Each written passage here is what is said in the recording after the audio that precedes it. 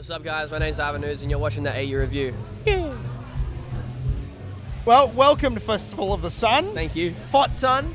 I saw the set. You killed it, man. Thank you very much, man. It was an early one, but people came out for it, and you certainly got everyone moving. Yeah, definitely. It was like they're actually sick. This festival is absolutely insane. Like everyone's so nice. Like I've been walking around the festival and stuff, and everyone just high fives and free hugs. There's like a chick with a free hugs shirt on, and she's like giving out free hugs, and it's actually amazing. Yeah, but yeah, it's been insane.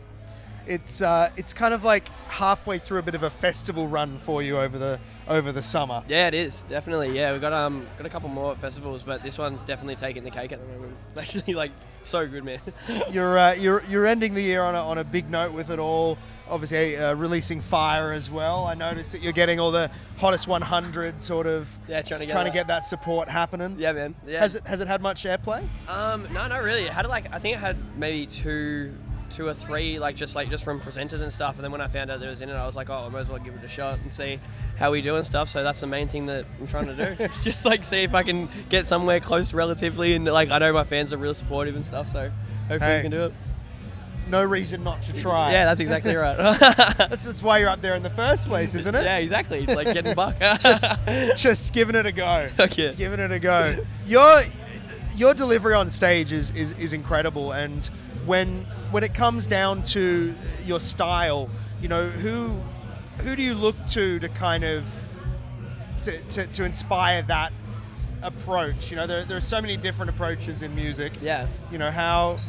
How did you end up kind of going for the? I pretty much just I just like getting crazy, and I know that when I watch a set, if someone's really into it and really loving what they're doing, people are going to love and appreciate what you're doing. Exactly. So I watched I remember I went to Good Vibes one year in Melbourne, and I watched Busta Rhymes, my favorite, one of my favorite rappers, and I just watched his stage presence, and it's just it's so incredible. He can just capture the attention of a crowd even if they weren't there to see him, and that's what we try and do. My hype man's not here today, but that's what we try and do. We interact a lot with each other, and we just move around a fair bit, and we've got acrobatics and stuff, and it's sort of just it keeps people entertained, because you're also you're an artist, but as well you're here to entertain people. They want to be entertained. So yeah, pretty much just look up to every artist that can just go insane, Prodigy, the Antwoord, stuff like that. So Busta was the first one that came to mind. Yep. Seeing you just in the speed and the style. Did you listen to Busta a lot growing up? Yeah, it's the first album I ever got. I got it when when my cousin gave it to me. I was 13. Maybe 12, 13 years old. Yeah. He gave me Busta Rhymes and the first album I ever received, and he told my mum, he was yeah, there's no swearing on it, there's nothing on it, and everyone, I think the first one was as I come back, everybody goes clap, yeah, fuck that, and it comes in some shit like that, but yeah, and then I just pretty much got hooked from then on, and just listening to Busta's flow can just keep you real entertained, and with all these wows and all that sort of stuff like that. Is that how you kind of developed? Yeah, definitely. The ability to kind of rap that fast. Yeah, for sure. It's more. I find it's more fun rapping when you're fast as well. It's when you see someone doing double time, and it's with anything with American hip hop, Aussie hip hop, anything. If someone goes double time, the beat cuts out, and they can see you start doing that. Everyone's yeah, what the hell? This is crazy. We don't always see this sort of shit. So just to do something different like that, and yeah, with trap as well, it's just it's entertaining. And mentioned Fire before, yeah. And is that leading into some new music for 2016? Yeah, definitely. We've got a mixtape on the way, so I'm just going through that, and I haven't even properly recorded it yet. I've just got all the demos down pat, but yeah, I've got a lot of new stuff coming out, so it's gonna be really fun. You do a lot of freestyles on social media. Sure do. Does anything you ever do from that end up kind of you go, oh fuck, that was good? I want to put that into a song. Yeah, sometimes, man. There's a track on my mixtape that was District 9, and I was just gonna put it out as a free song, and I did initially. I put it out for I think it was up for maybe 50 minutes, and I didn't tell my manager I was gonna put it up, and then he's like, whoa, what are you doing? I'm like, oh, nothing. I just did a track, I just put it up and I freestyled the hook, and he's like, dude, take that down. I was like, why? What's wrong with that? And he's like, dude, you should put that on your mixtape. Yeah, and I was like, oh, really? And he's like, yeah, you should definitely do that. And I was like, oh, all right. So I took it down, and then yeah, that's a really, I guess, I don't know, a really known song for me. That's a song where everyone sings along to and shit like that. So yeah, it's crazy. It's cool. So looking back on 2015, do you a highlight and a low light of the year? Highlight?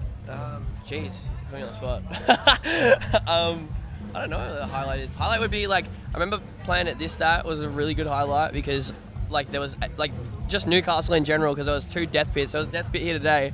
Like for some reason now we keep getting death pits like in our sets, so it's crazy. Like they did the circle and then they all run into each other, and it gets maybe like a little bit violent, but it's violent fun. But like so that's definitely a highlight, probably playing at this stand meeting. Like I don't know, I met Sticky Fingers as well and stuff. Like they're fucking just gnarly as. And probably a low light would be, I don't know, what's a low light? What do you reckon would be one? I have no idea. I don't even think there's been any lowlights really. Maybe just being like, I was sick for like half the year. Like, so that was pretty shit. I was real sick when I was on tour with Seth. Yeah. So yeah, and I got like really, really badly sick, and I almost sounded like everyone got sick on that tour because it was just so long. Yeah, I think they did. Like we were just because I was bunked with like Dylan Joel for like a lot of it, and like we were just like, it's just like, oh, what antibiotics do you got? Like, oh, I got these. I was like, yeah, I got these ones, and then everyone's just hanging out like drinking ginger teas and shit. Like, trying to get better. Were you on pretty much every day?